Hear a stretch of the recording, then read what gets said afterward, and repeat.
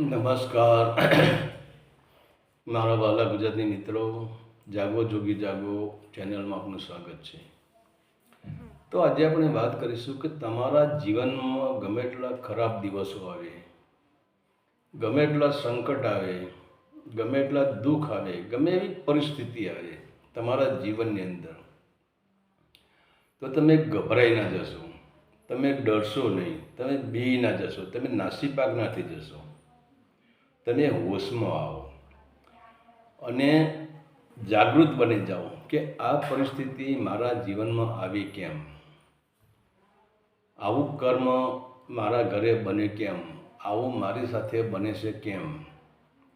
તો આજે આપણે જે કે આપણે આપણે દુઃખ આવે આપણા ઘરમાં, ત્યારે આપણે જાગૃત થતા નથી અને આપણે મંદિર, મહાદેવ અને તાંત્રિક સાધુઓને, કોઈ ભુવાને, કોઈ અઘોરી સાધુને, કોઈ કાળી કફનીવાળા સાધુને બીજાના આપણે સહારે જઈએ છીએ.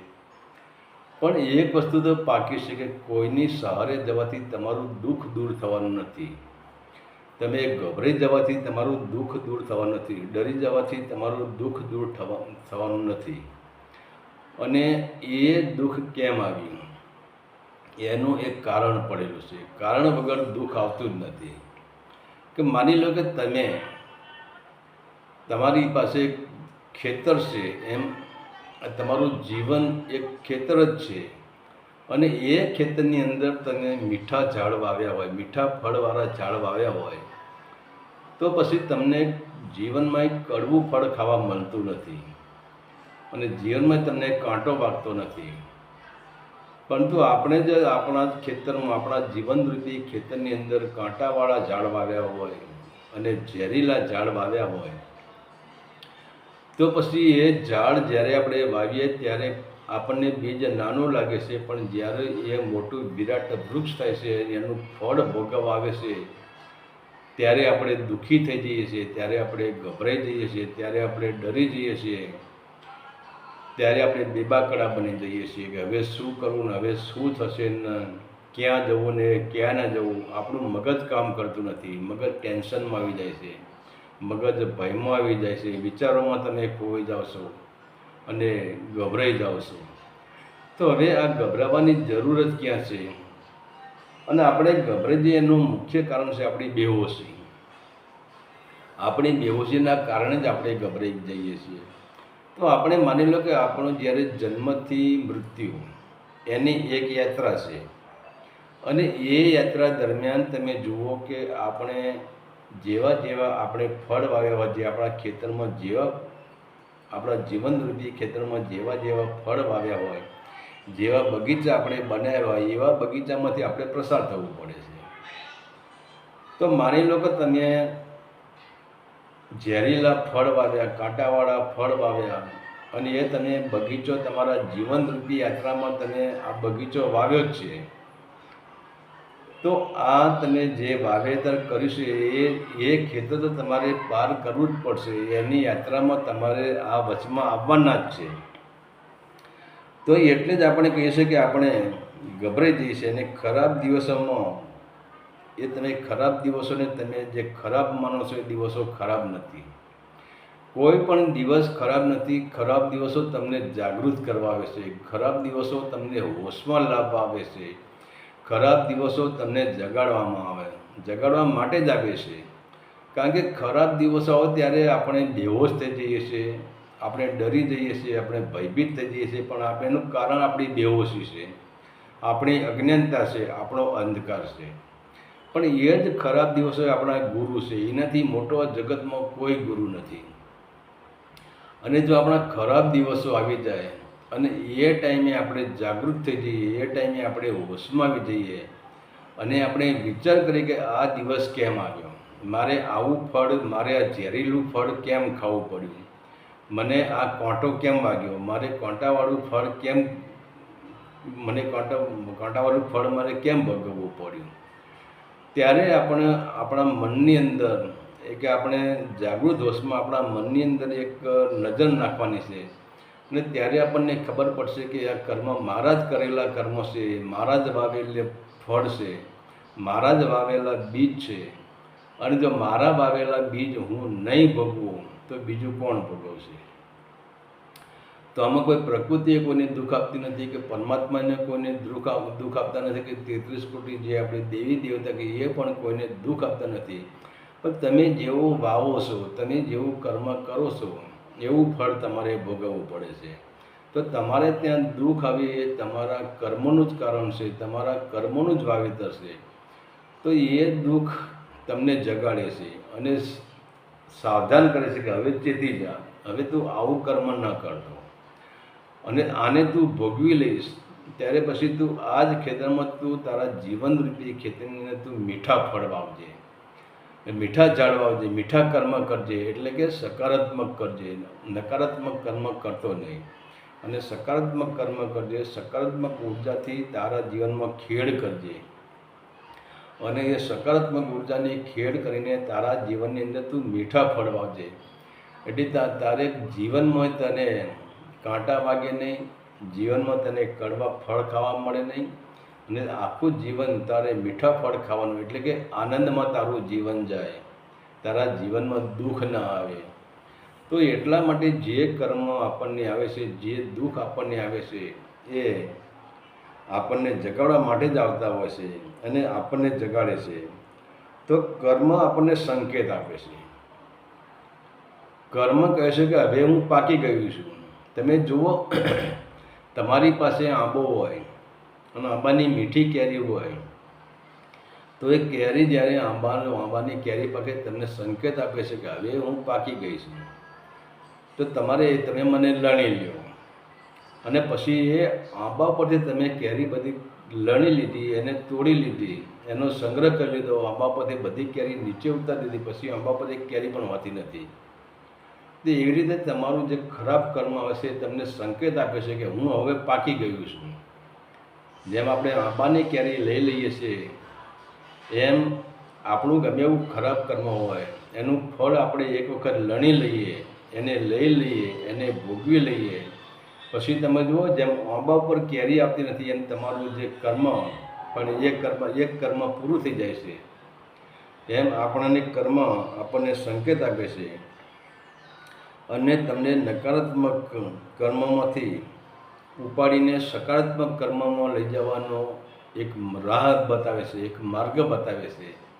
અને ત્યારે એ દુઃખભર્યું કર્મ, એ વેદનાભર્યું કર્મ એ તમને સમજાવે છે કે હવે હું પાકી ગયું છું, તો હવે તું મને ભોગવી લે, કે તે જ વાવેલું બીજ છે તું મને ભોગવી લે અને મને ભોગવી લીધા પછી હવે તું ફરીને તારા જીવનની અંદર આવું કડવું બીજ ન વાવતો, આવું ઝેરીલું બીજ તું ન વાવતો.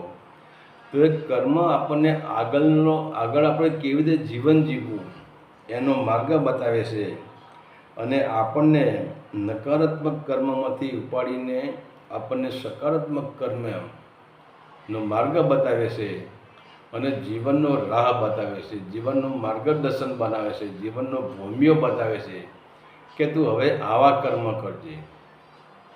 અને આપણે જોઈએ ઘણા લોકોને એમ થાય છે, ઘણા લોકો એમ કહે છે કે આ જ્યારે દુઃખ આવે છે ત્યારે એમ કહે છે કે મારા દુઃખનું કારણ મારા કર્મ જ છે, મેં આવું કર્મ ન કર્યું તો સારું હતું.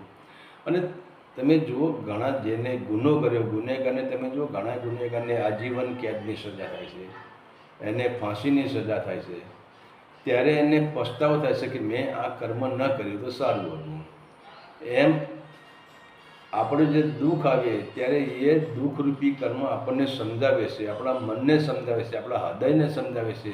ત્યારે હૃદયમાં પસ્તાવો થાય છે, મનમાં પસ્તાવો થાય છે કે હવે મારે આવા કર્મ કરવા નથી. આ એક વખત છૂટી જવું તો મારે હવે આવા કર્મ કરવા નથી, મારે સત્કર્મ કરવા છે, મારે સકારાત્મક કર્મ કરવા છે. એમ કર્મ આપણને સમજાવે છે, કર્મ આપણને માર્ગદર્શન આપે છે. અને એક વખત જે કર્મની ઠોકર વાગી અને જેને કર્મના ઝેરીલા ફળ ખાધા, કર્મના કાંટાવાળા ફળ જેને ભોગવી લીધા અને જે દુઃખી થઈ ગયો, જે હેરાન થઈ ગયો, એ પરેશાન થઈ ગયો અને એમ છતાં એ જો જાગૃત થઈ ગયો, એ હોશમાં આવી ગયો, તો એ કર્મ તરત એને ના પાડી દેશે કે હવે તું આવા કર્મ કરતો નહીં, હવે તું તારા જીવનરૂપી ખેતરમાં તું ઝેરીલા ફળ વાવતો નહીં, તું કાંટાવાળા ફળ વાવતો નહીં, નહીંતર જો આ કર્મ તું ભોગવી રહ્યો છે એવું ને એવું જ આનથી ખરાબ કર્મ તારે ભોગવવાનું આવશે.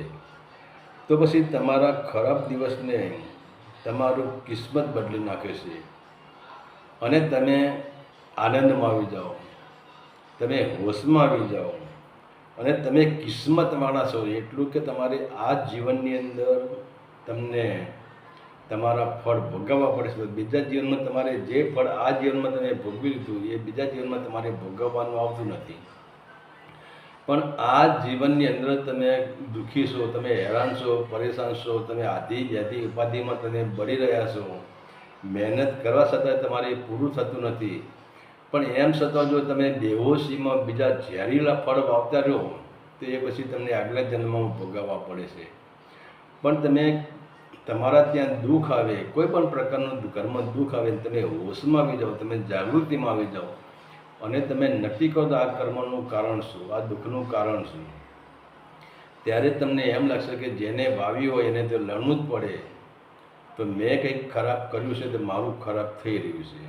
અને જો આટલા હોશમાં તમે આવી જાઓ તો તમે બીજું જે કર્મ કરશો, બીજા તમારા જીવનની અંદર જે બીજી ખેતી કરશો, કર્મની ખેતી કરશો, એ તમે સકારાત્મક ઉર્જાની ખેતી કરશો. તમે રસવાળા સારા કર્મ કરશો, તમે મીઠા કર્મ કરશો, તમે પ્રેમના કર્મ કરશો, તમે કરુણાના કર્મ કરશો અને તમને જેવા તમે કર્મ કરશો એવા જ ફળ પાછી તમને ભોગવવા મળશે. તો કર્મ તમને જગાડે છે, દુઃખ તમને જગાડે છે, આધિ વ્યાધિને ઉપાધિ તમને જગાડે છે. પરંતુ આપણે એટલા બધા બેહોશ બની ગયા છે કે આપણે એના સામું જોતા જ નથી. અને જેમ આપણને બીજા કરો માણસ દુઃખ આવે એમ વધારે ખરાબ કર્મ કરતો જાય અને એ વધારે એને કર્મને આપણે કાઢી નાખવાના હોય છે, એના બદલે આપણે વધારે ખરાબ કર્મ કરીએ છીએ.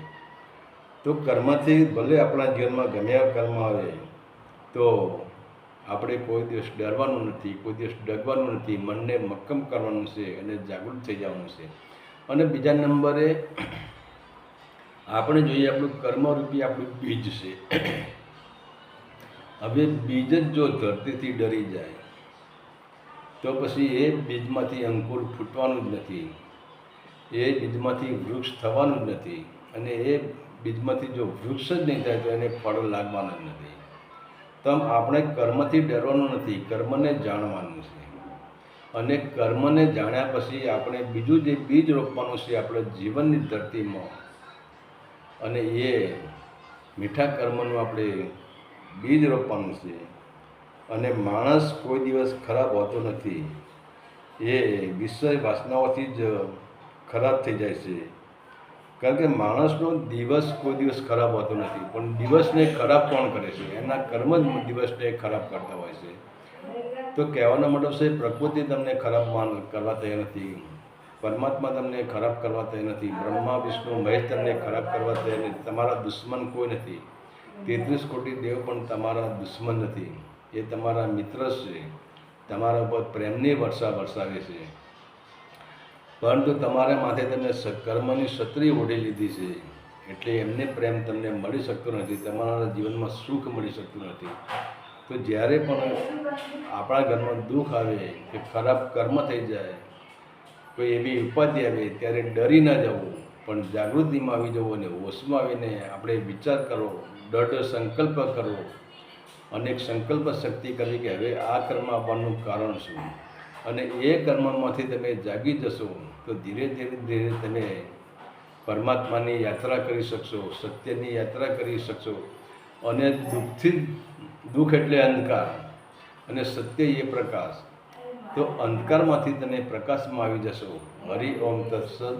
આદેશના પ્રણામ.